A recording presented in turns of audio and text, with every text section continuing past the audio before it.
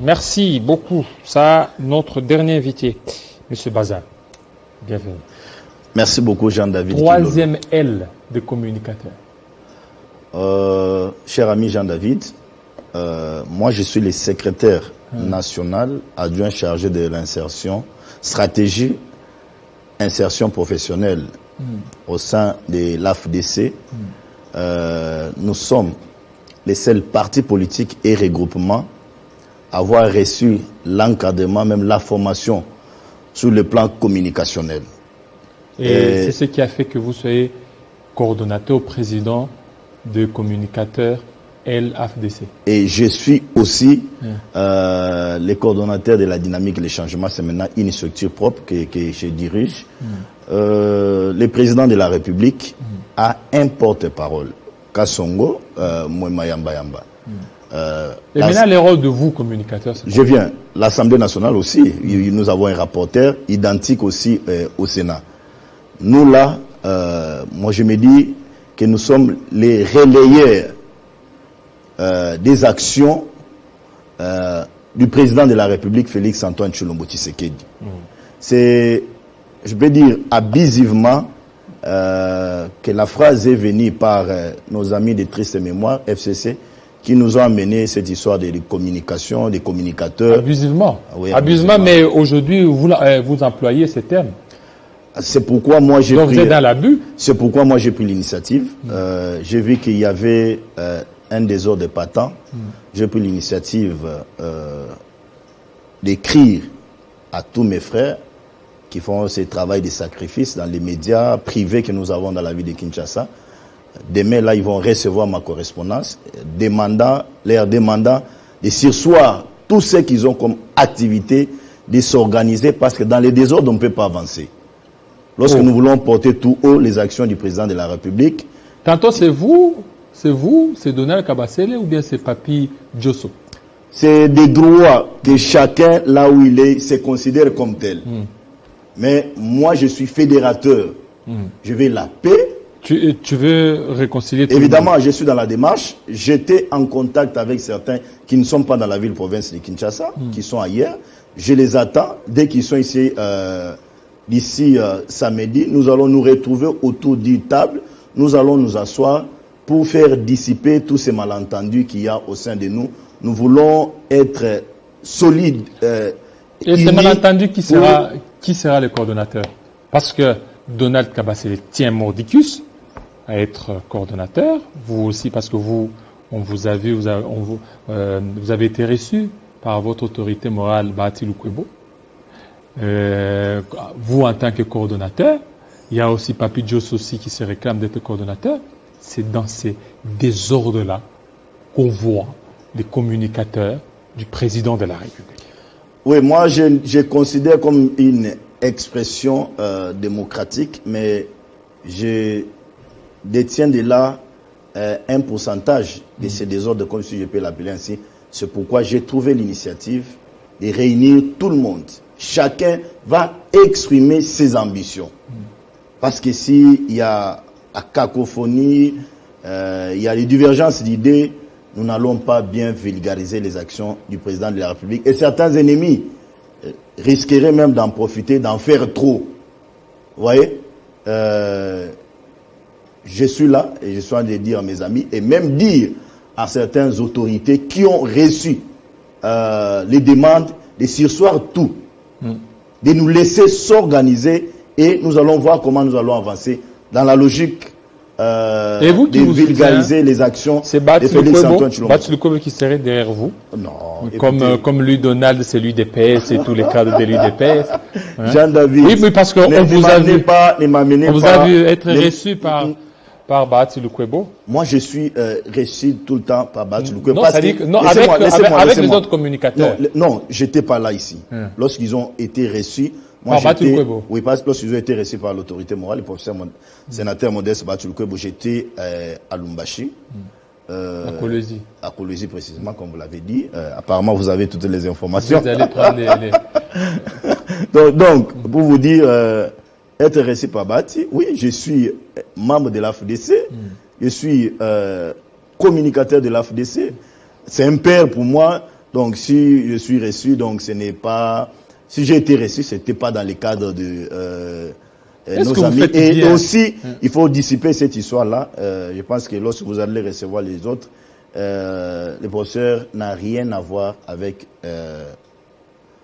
l'idée de nous organiser. Au contraire, lorsque j'ai parlé avec les amis, ils m'ont dit que lorsqu'ils ont été reçus, il les a prodigué un conseil qui veut l'harmonie, l'unité, la paix, et ils ne peuvent jamais évoluer dans ces désordres. Dans cette logique-là que moi je suis pour rassembler tout le monde. Maintenant, vous voyez maintenant donc toutes les initiatives là que le président a prises, les révisions, bon, jusque-là, c'est pas lui qui a pris l'initiative des révisions constitutionnelles ou les autres là, mais tellement que vous partez en ordre dispersé, ça n'arrive pas à mûrir.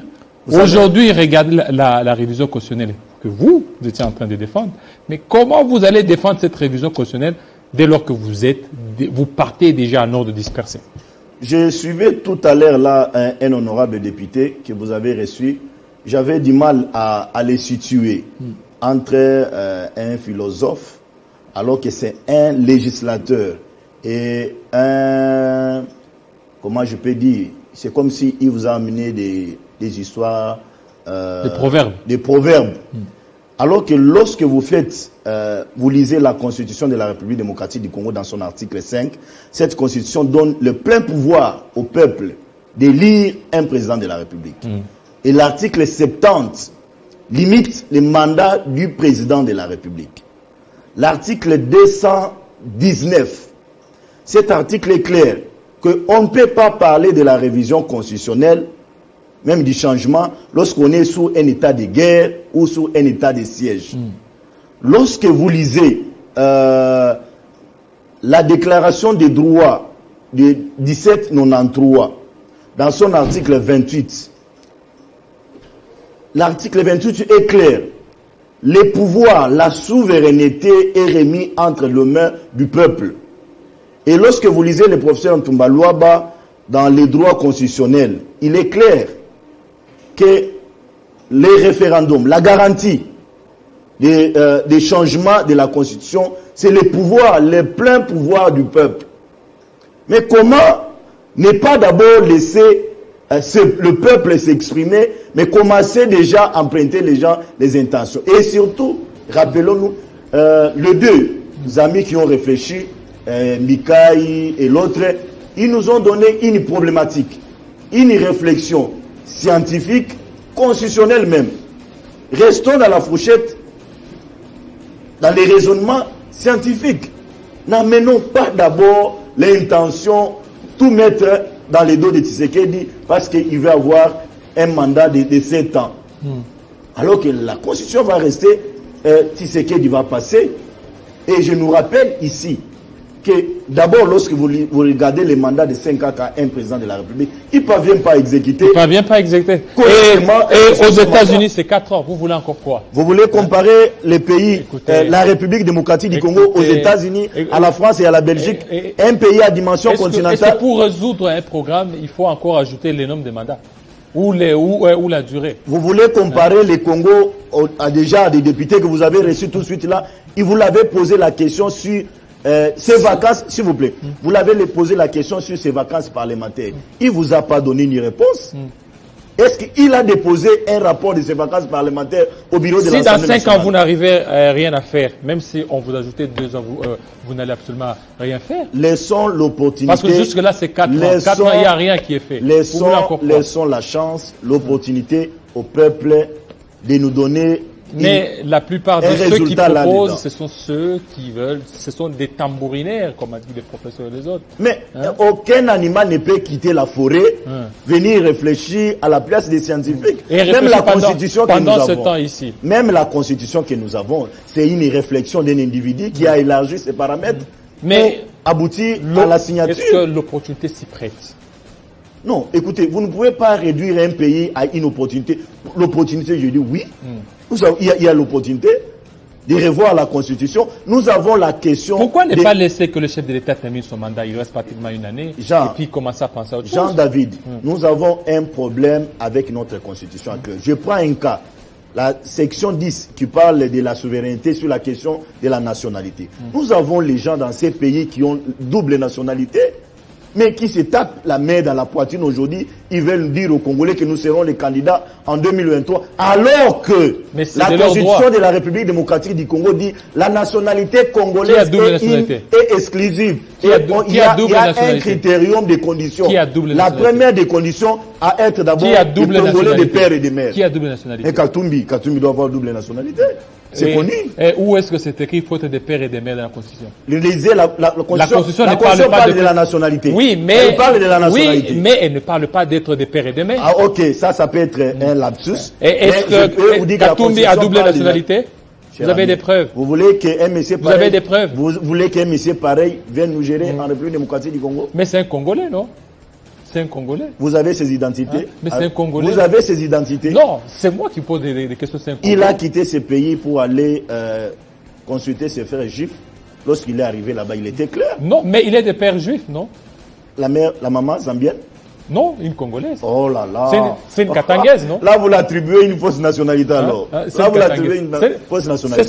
C'est ça qui fait le mal. C'est quoi? C'est que vous voulez communiquer pour faire plaisir et non pas communiquer objectivement. Même pas, on est dans l'objectivité. Et ça, c'est la rationalité. Et ça, c'est la Constitution, c'est la science. Vous voulez appeler les Congolais à violer une disposition constitutionnelle? Non. Voilà, merci beaucoup, Monsieur Bazin. On aura le temps de vous recevoir parce qu'on vous a vu prendre un peu certaines postures sur les dossiers Boukangalonzo, les dossiers des Matata Augustin. Nous aurons le temps Je suis là, demander à Matata de vous produire. Nous aurons le temps d'en parler.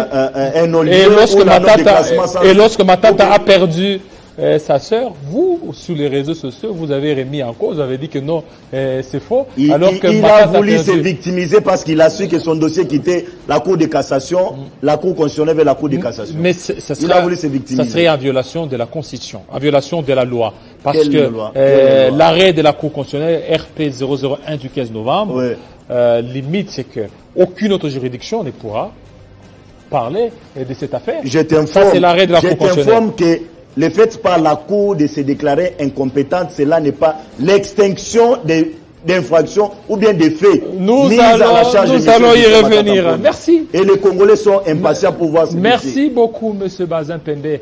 Restez branchés sur Télé 50. À très bientôt.